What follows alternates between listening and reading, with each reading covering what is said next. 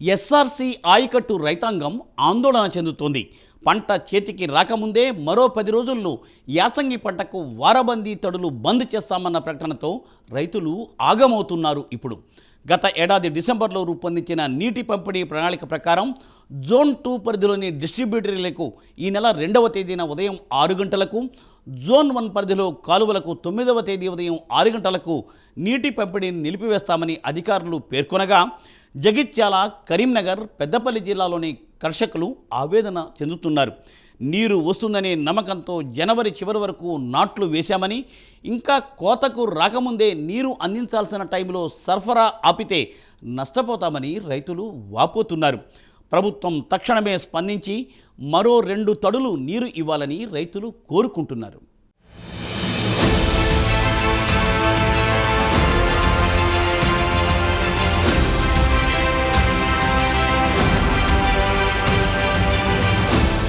యాసంగిలో SRSP project పరిధిలోని zone 1, 2 పరిధిలో ఉన్న నిజామాబాద్, జగిత్యాల, కరీంనగర్, పెద్దపల్లి జిల్లాలో 4,42,920 లక్షల ఎకరాల పంటలకు నీరందించేందుకు ఎస్ఆర్ఎస్పీ అధికారులు ప్రణాళికలు సిద్ధం చేశారు. డిస్ట్రిబ్యూటరీ 5 నుంచి 53 వరకు జోన్ 1గా, డిస్ట్రిబ్యూటరీ 54 నుంచి 94 వరకు జోన్ 2గా వర్గీకరించారు. జోన్ 1కు 7 రోజులు ఆన్, 8 రోజులు ఆఫ్గా, జోన్ 2కు 8 రోజులు ఆన్, 7 రోజులు ఆఫ్గా పద్ధతిలో ఇవ్వాలని నిర్ణయించారు. అయితే డిసెంబర్ 25న ఎస్ఆర్ఎస్పీలో 80.501 టీఎంసీల నీరు ఉండగా, అందులో 63.85 టీఎంసీలు ఈ 2 జోన్ల పరిధిలోని పంటలకు ఇవ్వాలని ప్రణాళిక రూపొందించారు. ఈ క్రమంలో డిసెంబర్ 25న వారబందీ పద్ధతిలో తొలుత కాకతీయ కాలువ ద్వారా జోన్ 2కు నీటి విడుదలను ఆరంభించారు. ఈ ఏడాది జనవరి 2న జోన్ 1కు నీటి విడుదల చేశారు. దాదాపు 2 నెలలుగా వారాబందీ పద్ధతిలో సరఫరా చేస్తున్నారు.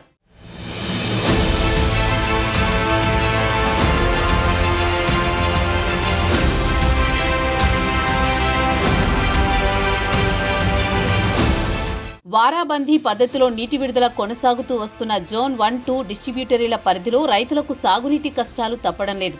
కాలువల నిర్వహణ సరిగా లేకపోవడం, చాలా చోట్ల కెనాలపై మోటార్లు పెట్టి నీటిని తోడుకుంటూ ఉండడం, నీటి చౌర్యం, కాలువల నిర్వహణలపై అధికారుల నిఘా సరిగా లేకపోవడంతో చివరి ఆయకట్టు ప్రాంతాలకు నీరు సరిగా అందక ఇప్పటికే వేలాది ఎకరాల్లో పంట దెబ్బతింది. ఎస్ఆర్ఎస్పీ అధికారుల అంచనాల ప్రకారమే ప్రాజెక్టు పరిధిలోని కాలువల వెంబడి 3,000 మోటార్లు పనిచేస్తూ ఉండగా, వదిలిన నీటిలో 500 క్యూసెక్కులను అవే లాగేస్తున్నాయని అధికారులు పేర్కొంటున్నారు. వాస్తవానికి క్షేత్రస్థాయిలో 5,000 వరకు విద్యుత్ మోటార్లు పెట్టి నీటిని తోడుకుంటున్నారన్న ఆరోపణలున్నాయి. ఈ మోటార్లపై అధికారుల పర్యవేక్షణ సరిగా లేకపోవడంతో చివరి ఆయకట్టు రైతులకు నీరు అందని పరిస్థితి ఎదురైంది.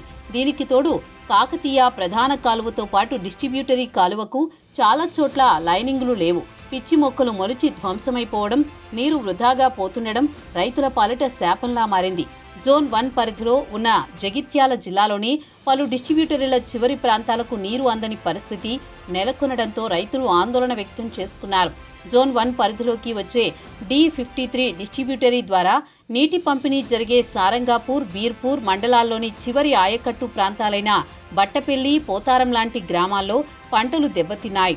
జోన్ 2 పరిధిలో ఉన్న D83/A డిస్ట్రిబ్యూటరీ పరిధిలోకి వచ్చే వెల్గటూర్ తదితర మండలాల్లోని గ్రామాలకు సైతం నీరు అందక రైతులు తీవ్రంగా అవస్థలు పడ్డారు. ఇక పెద్దపల్లి జిల్లాకు సాగునీరందించే డిస్ట్రిబ్యూటరీలు 83, 86 పరిధిలోని చివరి ఆయకట్టు ప్రాంతాల రైతులు గత 10 ఏళ్లుగా ఏనాడూ ఎదుర్కోనంత ఇబ్బంది పడుతున్నారు. ఇప్పటికే భారీగా పంటలు దెబ్బతినడంతో పొలాలను పశువులకు మేతకు వదిలేస్తున్నారు.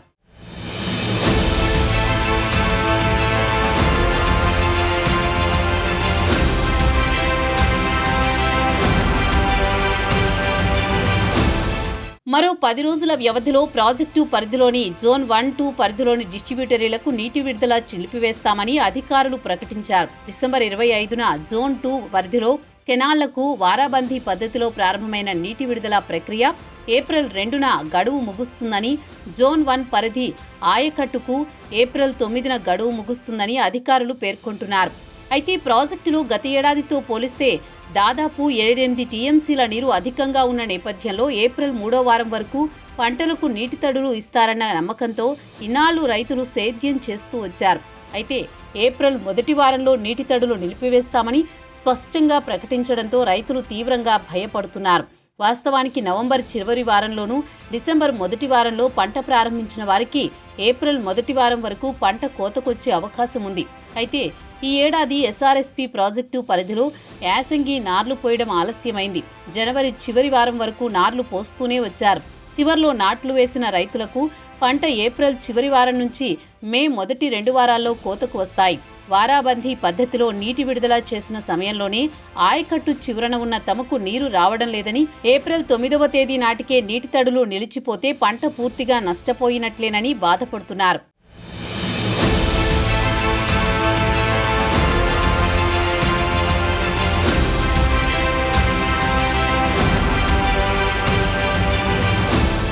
ఎస్ఆర్ఎస్పీ నుంచి నీటి విడుదల నిలిపివేస్తామని అధికారులు చెబుతున్న మాటలతో సన్నాల సాగు చేసిన రైతులు ఆలస్యంగా పంటలు వేసినా రైతుల పరిస్థితి అగమ్యగోచరంగా ఉంది. మార్కెట్లో అత్యంత గిరాకీ ఉన్న సన్నాలు పండిస్తే బోనస్ ఇస్తామని ప్రభుత్వం ప్రకటించడంతో జగిత్యాల, పెద్దపల్లి జిల్లాల్లో ఎక్కువ మంది సాగు చేసిన విషయం తెలిసిందే. అయితే దొడ్డు రకం కంటే సన్న రకం సాగు చేయడం కష్టంతో, ఇబ్బందులతో కూడుకుంటుంది. దొడ్డు రకం పంట కాలం 135 రోజులు కాగా సన్న రకం పంట కాలం 165 రోజులు. నెల రోజులు అదనంగా రైతు శ్రమించాల్సిన పరిస్థితి. పంట పెట్టుబడి సైతం పెరుగుతుందని, సాధారణ రకాల సాగు పెట్టుబడితో పోల్చి చూస్తే ఎకరానికి 4,000 నుంచి 5,000 వరకు అధికంగా పెట్టుబడి అవుతుందని రైతులు చెబుతున్నారు. పంట కాలం అధికంగా ఉంటుందని, సన్నాలకు నీటి తడులు సైతం ఎక్కువగా ఇవ్వాల్సిన అవసరం ఉంటుందని పేర్కొంటున్నారు. ఇప్పుడు 130 నుంచి 150 రోజుల మధ్యలోనే నీటి తడులను నిలిపివేస్తే తమ పంటలు ఏం కావాలని ఆవేదన వ్యక్తం చేస్తున్నారు. ఇక దొడ్డు రకానికి సంబంధించిన పంటను సాగు చేస్తున్న రైతులు కొందరు జనవరి మధ్యవారం నుంచి చివరి వారం వరకు నాట్లు వేశారు. పంట ఇప్పుడు 90 నుంచి 110 రోజుల మధ్యలో ఉందని, మరో 15 నుంచి 20 రోజుల పాటు తడి అవసరమని, ఇప్పుడే నీటి విడుదల నిలిపివేస్తే తమ గతేం కావాలని రైతులు దిగులు పడుతున్నారు. ప్రభుత్వం ఈ విషయంలో ఆలోచన చేయాలని కోరుతున్నారు. మొన్నటి దినము 22వ తారీఖు మార్చి రోజు అకాల వర్షాల ద్వారా నష్టపోయిన రైతులను కాంగ్రెస్ నాయకులు సందర్శించి వెళ్ళడం జరిగింది. వారి సందర్శన మాత్రమే కాకుండా వారికి నష్టపరిహారం ఇప్పించే దిశగా పనిచేయాలి. మరి మేము కోరుకునేది ఏంటంటే ప్రతి రాష్ట్రంలో ప్రధానమంత్రి ఫసల్ యోజన పథకము అందరికీ ఇవ్వబడుతుంది. మన తెలంగాణలో లేదు. కాబట్టి దాన్ని ఈ ప్రభుత్వం ఆ బీమా సౌకర్యాన్ని కల్పిస్తే కూడా వాళ్ళకు రైతులకు సహాయం చేసిన వాళ్ళు అవుతారు. ఈ 3 ఎకరాల పై చిలుకున్న వారికి మాత్రం రైతు బంధు పడ్డది. 5 ఎకరాల వారికి పర్లేదు. దాన్ని కూడా ఒకసారి సమిష్టి సందర్శించి వాటిని కూడా అమలు చేయాలని మేము కోరుతున్నాం. బీఆర్ఎస్ ప్రభుత్వంలో ముఖ్యమంత్రి స్థాయి కేసీఆర్ గారు వచ్చి ప్రతి రైతును పరామర్శించి సందర్శించి వెళ్ళినా కానీ వారికి నష్టపరిహారం అందలేదు. కాబట్టి ఈసారైనా ఈ ప్రభుత్వమైనా కానీ రైతులను వారికి నష్టపరిహారం అందేలా చర్యలు తీసుకోవాలని కోరుచున్నాం.